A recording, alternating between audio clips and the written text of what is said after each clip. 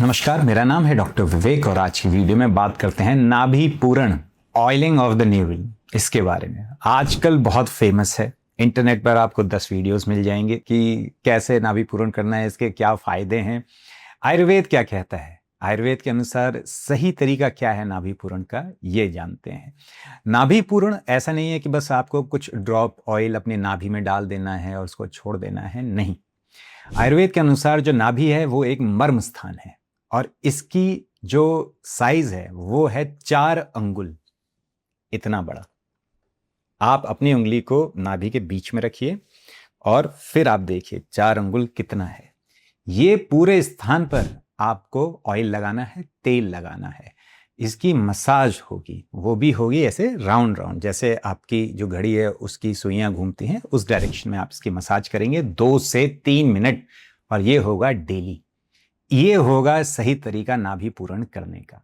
सिर्फ नाभि में तेल डाल के छोड़ देंगे, ये उतना असरदार नहीं होगा। मसाज करिए, उसके बाद चाहे तो नाभि में आप तेल डाल के छोड़ सकते हैं। अब और इसके बारे में आगे जानने से पहले सबसे पहले बात करते हैं इसको किसको नहीं करना है। अगर आप प्रेग्नेंट हैं तो बिना डॉक्टर की सलाह के इसको ना करें, या फिर आपकी सर्जरी हुई है इस आसपास के एरिया की तब नहीं करेंगे, या पस जमा हो रखा है उस एरिया में तब आप नहीं करेंगे, या वहां से कुछ आपको लग रहा है कि तरल पदार्थ सा आ रहा है आपकी नाभि से, इसको आप नहीं करेंगे।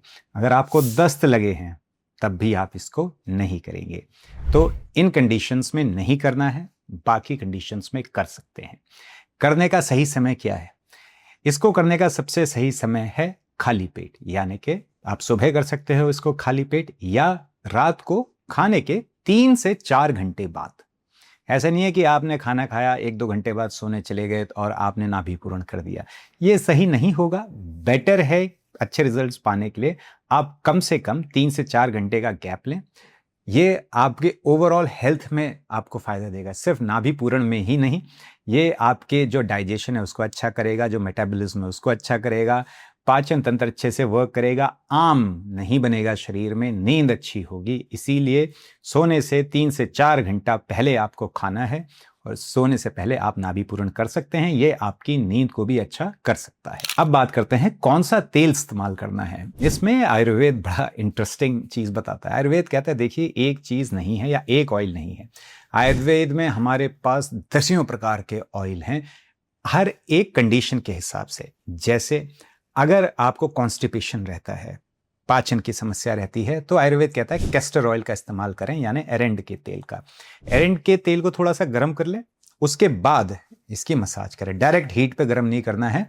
सबसे पहले कटोरा लीजिए, उसमें एरेंड तेल डाल दीजिए थोड़ा सा। उस कटोरे को आपको गर्म पानी में रखना है, थोड़ी सी देर इसको रखना है। जैसे ये थोड़ा सा लाइट वार्म हो जाएगा, हल्का सा इसका टेम्परेचर अच्छा हो जाएगा, तब इसको लीजिए और इससे मसाज करिए। आप देखेंगे कि जब आपका जो एरेंड का तेल है वो हल्का सा इनडायरेक्ट हीट से जैसे गर्म सा हो जाता है, वार्म हो जाता है, तो वो लाइट हो जाता है। उससे मसाज करना भी बड़ा आसान रहता है, चिपचिपापन भी कम रहता है, तो उससे आप मसाज करेंगे। अगर आपको एसिडिटी की समस्या है, शरीर में गर्मी बहुत होती है, शारीरिक गर्मी बहुत ज़्यादा है, तो आप घी का इस्तेमाल करिए।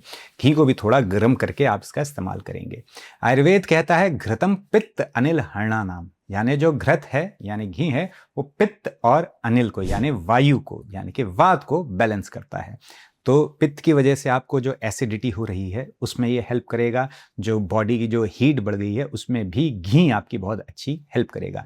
आयुर्वेद में जब हम घी कहते हैं तो इसका मतलब होता है गाय का घी। तो गाय के घी से आप मसाज कर सकते हैं थोड़ा गर्म करने के बाद। और अगर आपको वात को बैलेंस करना है, हार्मोन्स अच्छे करने हैं, शरीर को अच्छा दृढ़ करना है, नरिशमेंट करना है आपको अपने शरीर का, तो सबसे अच्छा तेल जो आयुर्वेद में कहा गया है वो है सिसमे सीड ऑयल, यानी कि तिल का तेल। तिल के तेल के आयुर्वेद में बहुत गुणगान किए गए हैं, तो तिल के तेल का भी आप इस्तेमाल कर सकते हैं अगर आपको नरिशमेंट देना है, अपने शरीर को बलवान करना है, आपको वात का शमन करना है या वात को बैलेंस करना है अपने शरीर में।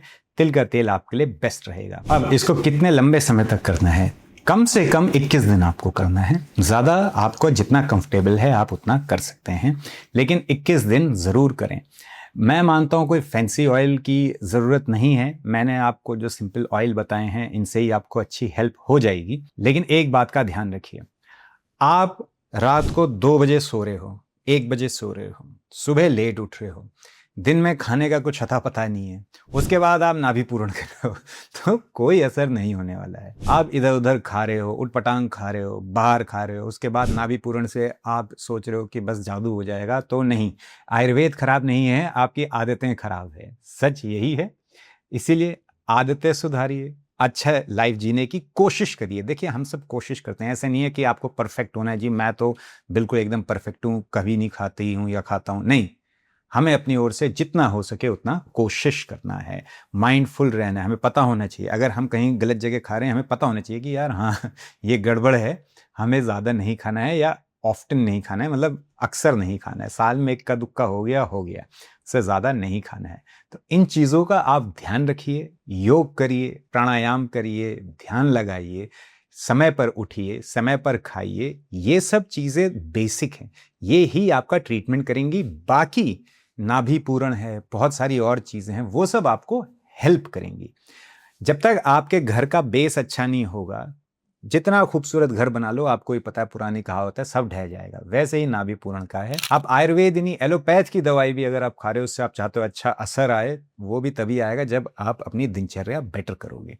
तो बेस पर ध्यान दीजिए। नाभि पूरण के बारे में ये थी पूरी जानकारी। आशा करता हूँ आपको इस वीडियो से कुछ नई, कुछ इंटरेस्टिंग और लाभकारी जानकारी मिली होगी।